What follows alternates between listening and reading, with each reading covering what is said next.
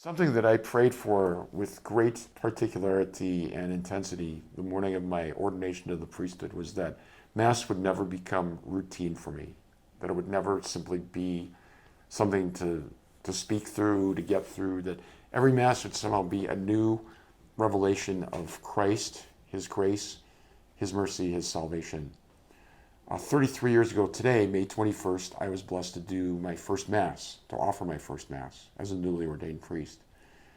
And I can honestly say in those 33 years since, the prayer I offered on May 20th, 1989, that Mass would never become routine, God has answered that prayer. So every time I celebrate Mass, I try to think this is my first Mass, my last Mass, my only Mass. This is a unique moment of grace for this community as we celebrate Mass in this place, in this time. So the Eucharist for us is everything. It's the expression of our gratitude and worship to God for the gift of Christ.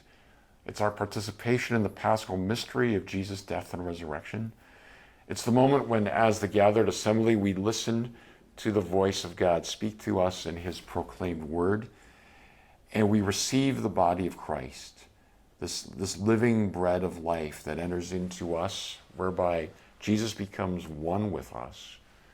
As we enter into this 3-year Eucharistic revival, we ask that every Catholic in our diocese come to a greater, deeper reverence and appreciation for the Holy Eucharist, for the blessing of Mass, for the gift of Holy Communion, for the opportunity to adore the Lord in the Blessed Sacrament.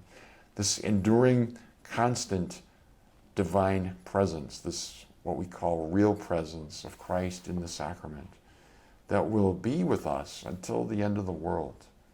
That each day the Mass is celebrated on thousands of altars all around the planet as we share in this one sacrifice of the Son to the Father, which brings us salvation and forgiveness.